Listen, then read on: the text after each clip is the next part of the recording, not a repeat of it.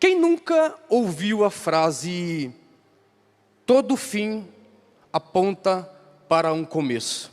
É bem verdade que o fim é a conclusão de algo que se terminou, algo que se concluiu.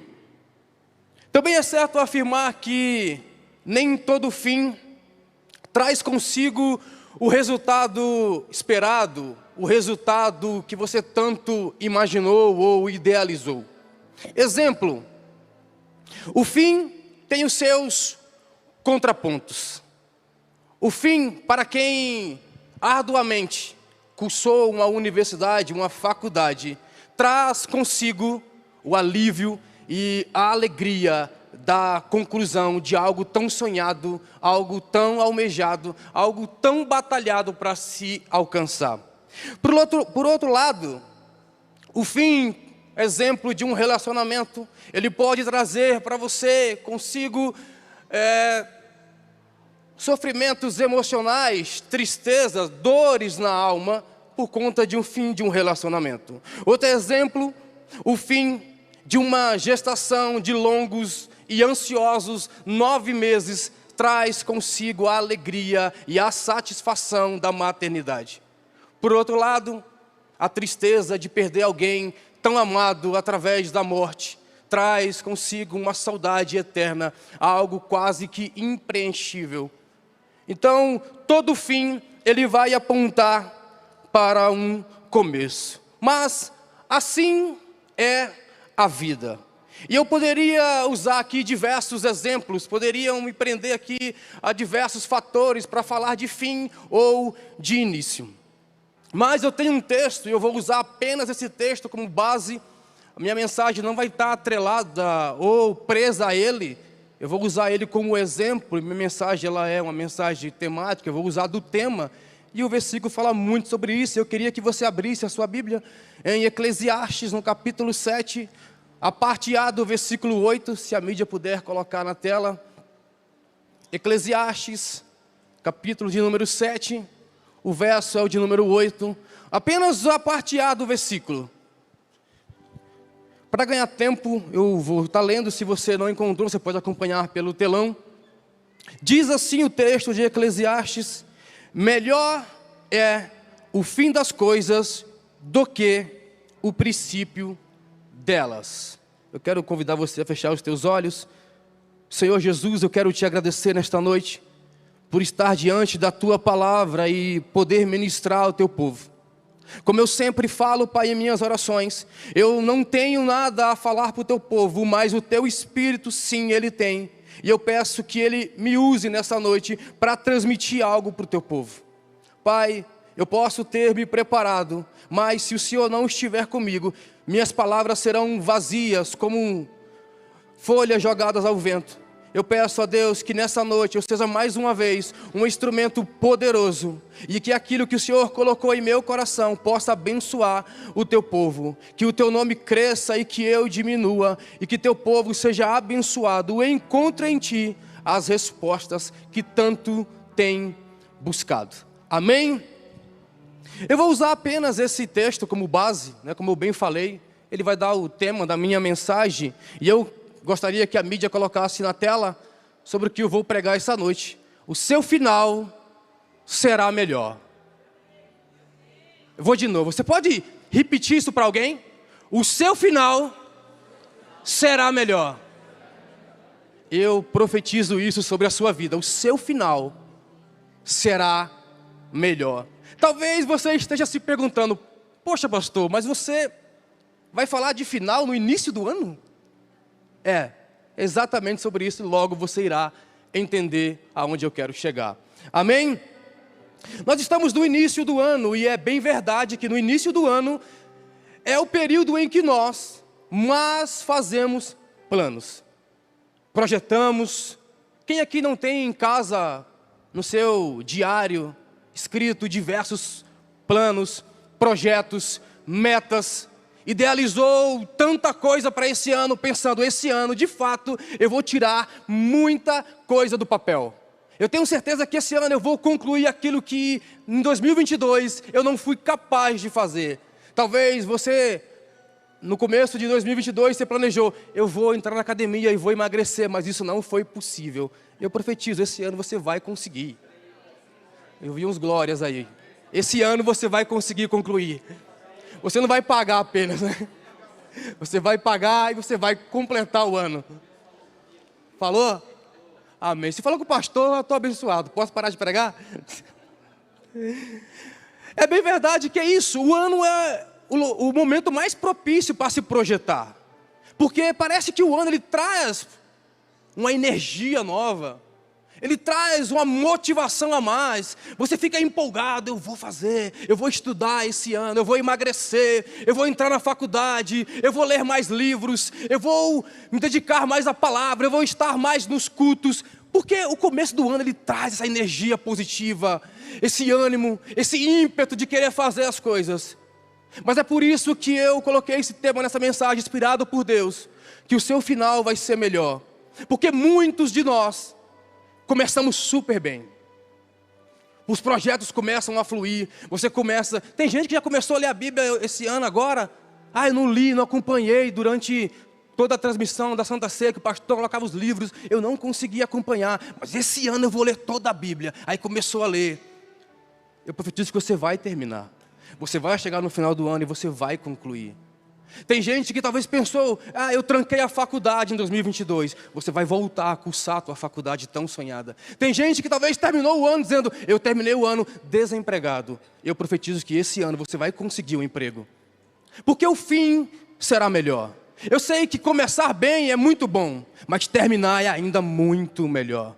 Então, 2023 será o ano que você vai terminar tudo aquilo que você projetou. Eu vou repetir, 2023 será o ano que você vai terminar tudo aquilo que você projetou. Você vai chegar no final do ano e vai dizer assim, eu concluí tudo aquilo que eu tinha idealizado, tudo aquilo que eu tinha colocado nos meus sonhos, eu consegui completar. Fazendo um merchan da cartela, já aproveitando, você vai concluir os 10 ou até os 20 propósitos que você colocou aqui, você vai concluir. Você vai levar isso muito a sério, porque esse vai ser o ano, o melhor ano da sua vida até aqui. Esse será o melhor ano da sua vida até agora. Você vai contar grandes testemunhos, não apenas testemunhos de cura, de milagres na área física, eu fui curado de uma doença. Você vai contar testemunhos de portas abertas, de negócios fechados, de cursos concluídos. Você vai terminar o ano melhor do que você está começando. Talvez, como o pastor até aqui mesmo falou, você deve estar pensando, e agora, como é que vai ficar o cenário do Brasil? Agora nós estamos numa transição política, hoje foi empossado o novo presidente. Você talvez esteja assim pensando, e agora como será o ano?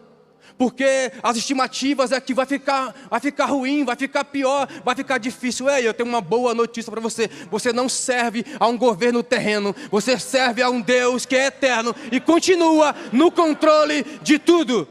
Então, descansa o teu coração. Deus tem muito mais para fazer na tua vida, independente de qual seja o cenário terreno. Amém? E nessa noite, eu gostaria de trazer para você rapidamente 4 conselhos para que você termine o ano ainda melhor. Vamos lá? Qual é o primeiro conselho para terminar o ano melhor? Tenha planejamento. Olha o que diz em Lucas, no capítulo 14, o verso é o 28 ao 30. Gostaria de ler. Qual de vocês, se quiser construir uma torre, primeiro não se assenta e calcula o preço, para ver se tem dinheiro suficiente para completá-la? Pois, se lançar o alicerce e não for capaz de terminá-la, todos os que viram rirão dele, dizendo, este homem começou a construir e não foi capaz de terminar. A verdade é que muitos de nós somos uma oficina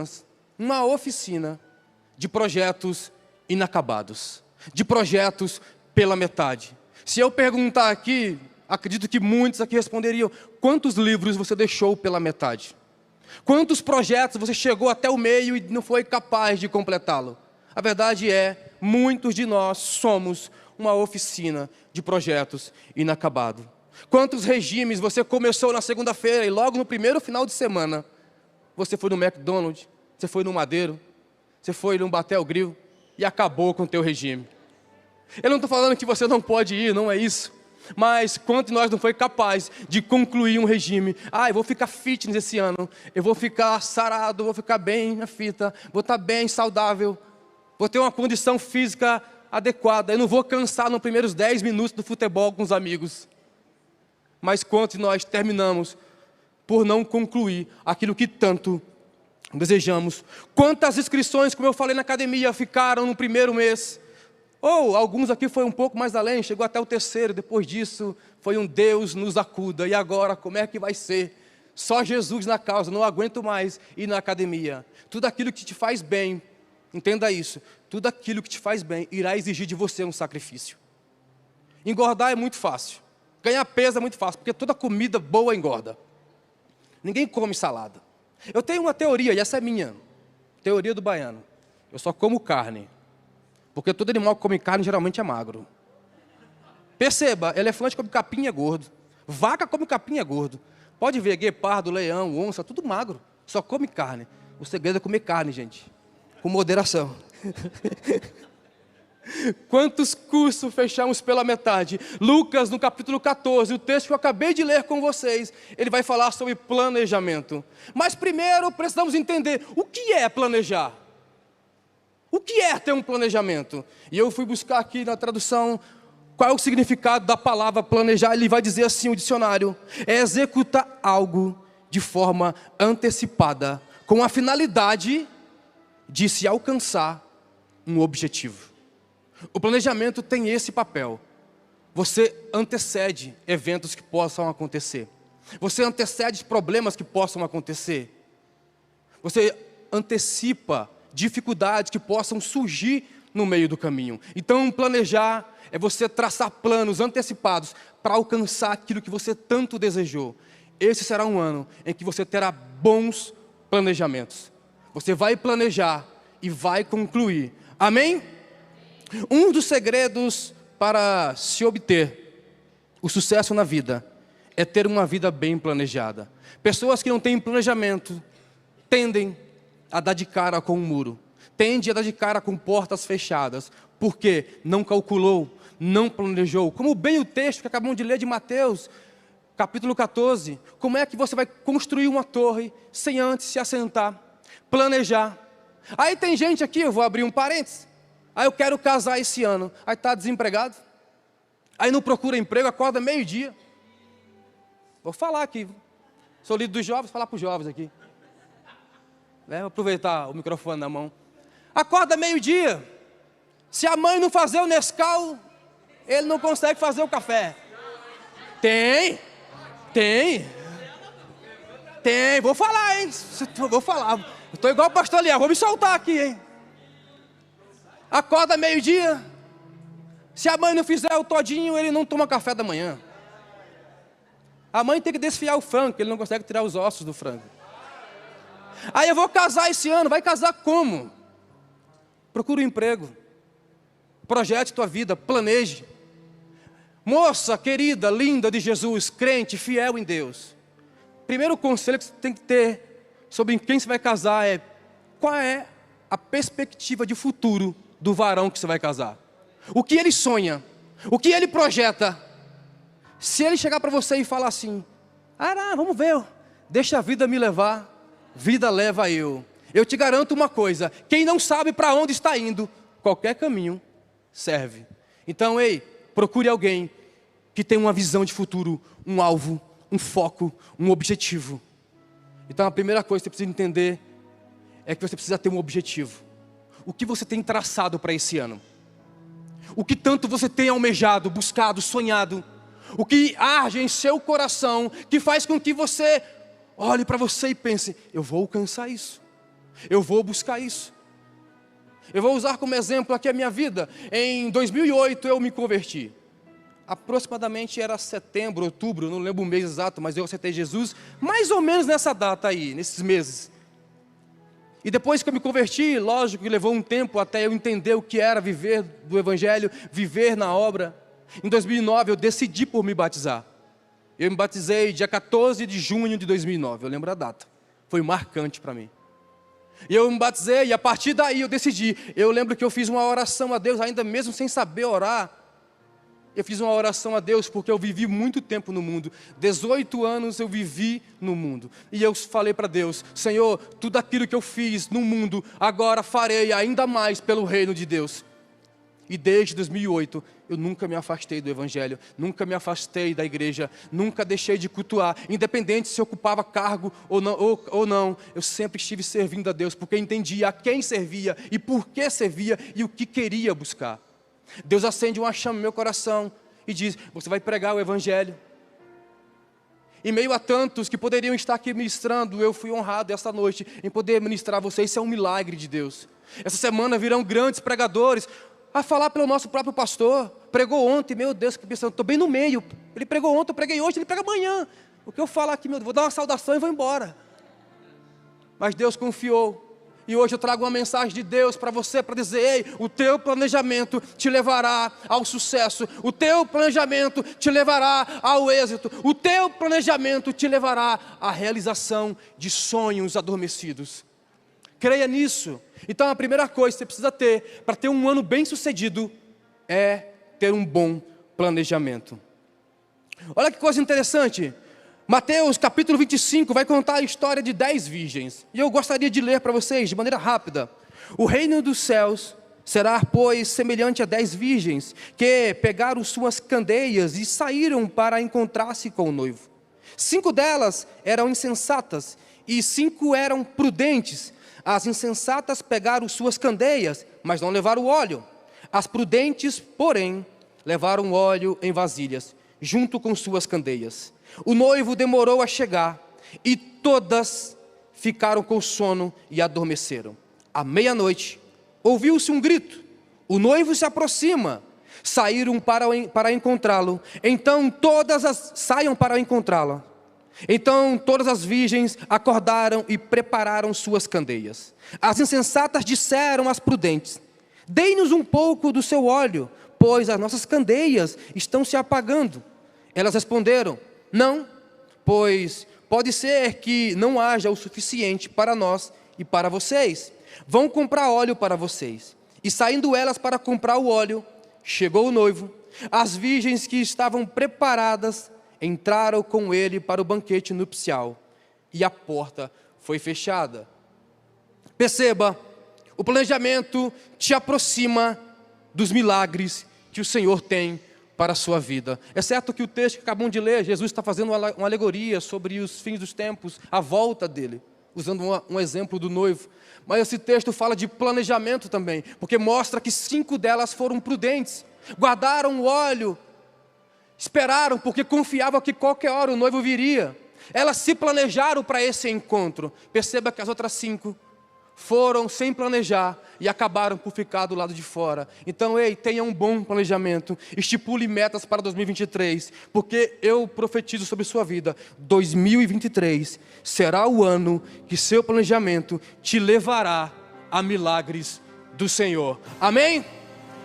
Segundo conselho. Qual conselho você pode dar? O segundo conselho para que seu final de ano seja ainda melhor do que o início: esteja ao redor de pessoas que torcem pelos seus sonhos. Vou tomar até água, porque agora vai...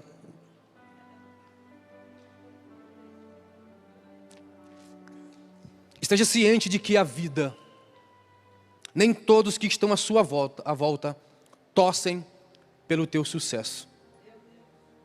Isso é uma verdade.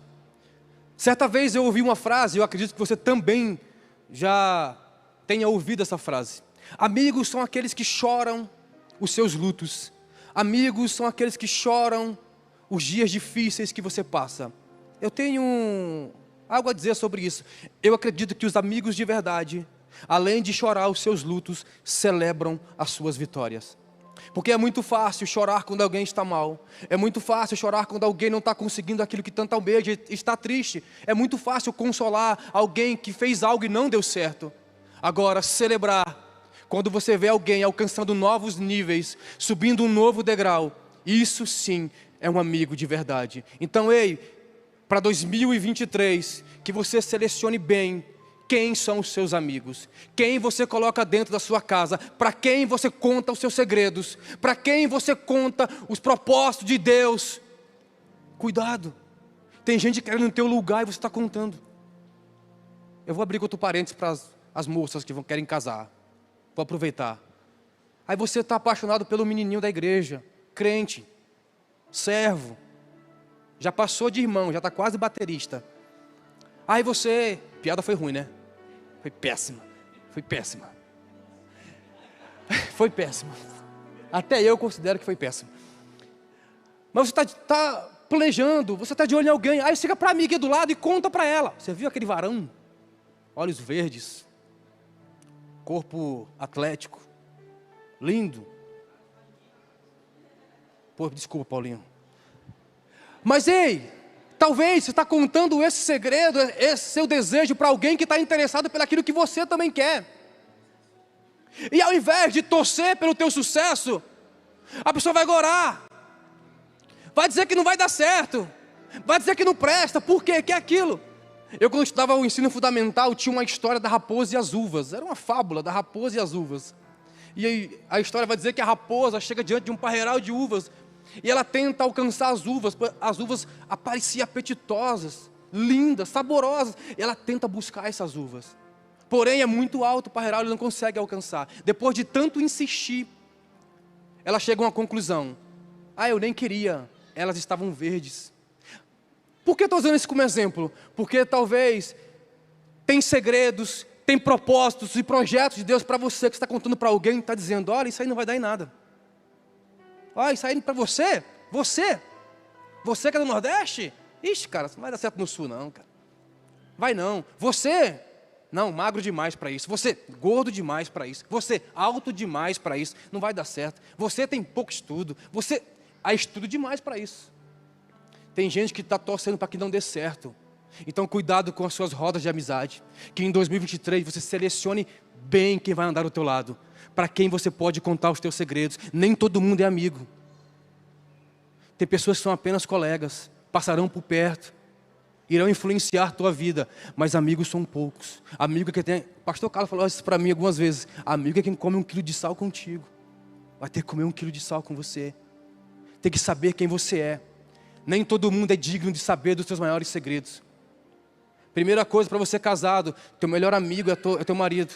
Tua melhor amiga é tua esposa, é o primeiro. Depois vem o resto. Depois vem os demais. Então aprenda uma coisa, aprenda a selecionar quem estará com você durante todo esse ano. Isso vai determinar onde você vai chegar. Ei, se você anda como cego, pode ter certeza, um dia você vai dormir de ponta cabeça. Quer voar alto, começa a andar com águia. Gente que tem perspectiva de futuro, que vai te fazer você alavancar, crescer, ande com quem é maior do que você. Eu estou falando para você desprezar quem está abaixo de você, porque honra em 3 níveis. Quem está acima de você, quem está no seu nível, quem está abaixo de você. Aprenda a honrar nesses 3 níveis. Mas você quer crescer? Comece a olhar pessoas que estão crescendo também. Pessoas que estão te impulsionando para algo maior. Você está andando com gente que só te leva para baixo. Gente que só te leva para o poço. Gente que só te leva para o vale. Comece a andar com pessoas que vão alavancar você, impulsionar você, fazer você crescer, extrair de você aquilo que é melhor. Pessoas que irão corrigir você, não porque está querendo ofender você, não, porque está vendo em você potencial. E estou falando, eu estou te corrigindo para você crescer, eu estou apontando a direção para você. Sabe por quê? Eu já caminhei aonde você quer caminhar, então eu estou dizendo a direção. Comece a andar com pessoas desse nível. 1 Coríntios, capítulo de número 15, versículo de número 33, vai dizer assim: não se deixe enganar. As más companhias corrompem os bons costumes. Cuidado com os seus ciclos de amizade. Quer ter um final melhor do que o começo? Aprenda a dizer não para certos ciclos de amizade. Aprenda a dizer não. É difícil, mas aprenda a dizer não. Pare de contar os seus sonhos. Pare de contar os seus projetos. O segredo do sucesso, grave isso, o segredo do sucesso é trabalhar em silêncio e deixar que os resultados façam barulho por você. Eu vou repetir. O segredo do sucesso é trabalhar em silêncio e deixar que os seus resultados façam barulho por você. Deixe que os seus resultados falem quem você é. Mostre para o mundo quem você é. Você não precisa, desculpa a expressão, arrotar que você é bom. O egoísta faz isso, é eu que faço. O pastor Jamute falou sobre isso na virada do ano. O egoísta, ele pensa que ele é bom, que é só ele, que tudo é por causa dele, que tudo só depende dele. Fique em silêncio, apenas trabalhe. Seja humilde, trabalhe. Dê o seu melhor. E no tempo certo, os seus resultados, eles gritarão por você. Eles falarão por você. Eles dirão quem de fato você é e aonde você está chegando. Amém? Terceiro conselho, eu estou caminhando para o final. Como ter um final de ano melhor do que o início? Terceiro, que a palavra de Deus seja a sua maior referência. Que a palavra de Deus seja a sua maior referência. Não te aparte da palavra de Deus. Olha o que o apóstolo Paulo escreve em Colossenses capítulo 3, versículo 16. Habite ricamente em vocês a palavra de Cristo. Ensine e aconselhem-se uns aos outros com toda a sabedoria. Cantem salmos, hinos e cânticos espirituais com gratidão a Deus em seu coração. O salmista também diz, no Salmo 1, versículos 1 e 2, como é feliz aquele que não segue o conselho dos ímpios, não imita a conduta dos pecadores, nem se assenta na roda dos escarnecedores. Ao contrário, a sua satisfação está na lei do Senhor, e nessa lei medita de dia e de noite. Davi também aconselha seu filho Salomão nos seus últimos dias de vida, em 1 Reis capítulo 2, versículo 3, assim ele escreve: obedeça ao que o Senhor, o seu Deus, exige, ande nos seus caminhos e obedeçam aos seus decretos, aos seus mandamentos, às suas ordenanças e aos seus testemunhos, conforme se acham escritos na lei de Moisés. Assim você prosperará em tudo o que fizer e para onde for. Deus também fala a Josué no capítulo de número 1, versículo 8 de Josué: não deixe de falar a palavra deste livro da lei e de meditar nelas de dia e de noite, para que você cumpra fielmente tudo o que nele está escrito. Só então os seus caminhos prosperarão e você será bem sucedido. Não te aparte da palavra de Deus. Ela é o teu referencial. Ela é a tua bússola. Ela é o teu farol. É para ela que vai apontar aonde você deve chegar, quais caminhos tomar e quais não tomar. É a palavra. Está tudo aqui. Medita de dia, de noite. Se debruce na palavra de Deus. Leia, aprenda. A palavra de Deus tem uma grande vantagem, porque é o único livro em que o autor se faz presente enquanto você lê. Deus vai estar te capacitando. Deus vai estar falando com você através do Espírito Santo. Então, que em 2023 você tome como regra para a sua vida, seja qual for a decisão, seja qual for o planejamento, seja qual for o lugar que eu esteja, a palavra de Deus estará comigo todos os dias. Todos os dias. Faça do seu 2023 uma constante prática da meditação da palavra, e que ela seja sua maior companheira, sua melhor amiga. Que diante dos dias mais difíceis que você possa passar neste ano, que você tenha plena certeza que tudo que Deus diz a seu respeito está escrito na palavra de Deus e vai se cumprir. Tudo que Deus tem para você já está na palavra dele. Há mais de 8.000 promessas. O pastor falou ontem isso. Mais de 8.000 promessas. E Deus quer fazer cumprir na tua vida. Está tudo aqui. Medita de dia, de noite. Aprenda da palavra. Usufrua dela. Se deixe gastar nela.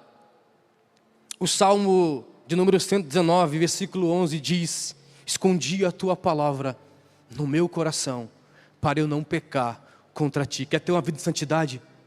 Medita na palavra. Esteja sempre com ela. Ela vai te afastar do pecado. Ela vai te afastar daquilo que te leva para o inferno.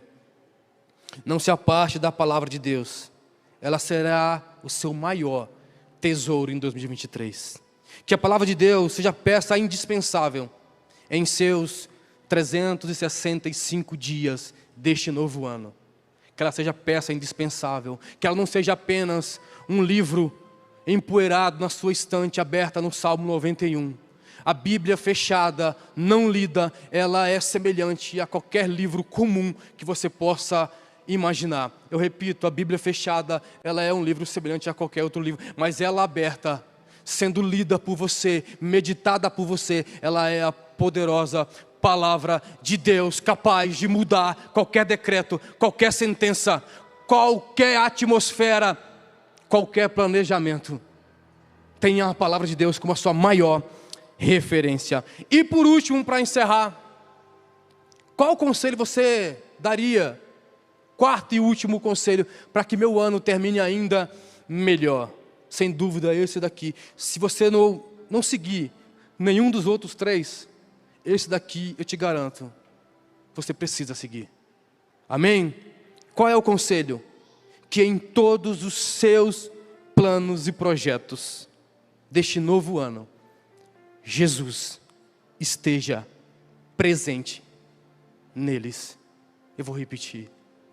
Que em todos os projetos deste novo ano, Jesus esteja presente nele. Olha o que diz o texto de João capítulo 1, versículos 10 ao 12. Aquele que a palavra estava no mundo, e o mundo foi feito por intermédio dele, mas o mundo não o conheceu.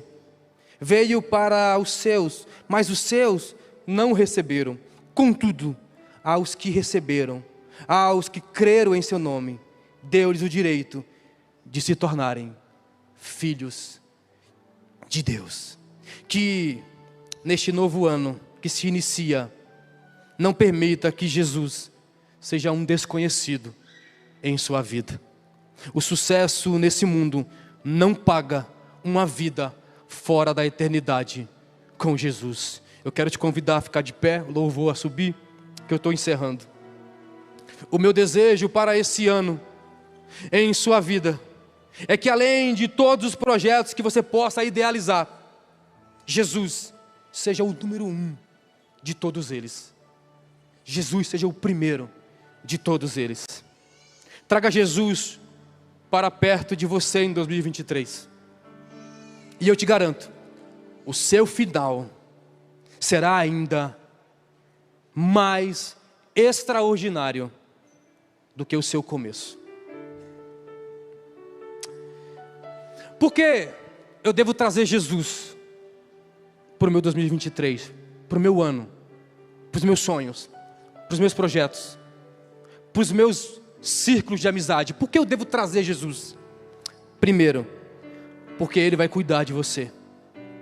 Isaías capítulo 40, versículo de número 11, vai dizer assim: como pastor, Ele cuida do seu rebanho, com o braço ajunta os cordeiros e os carrega no colo, conduz com cuidado as ovelhas que amamenta suas crias.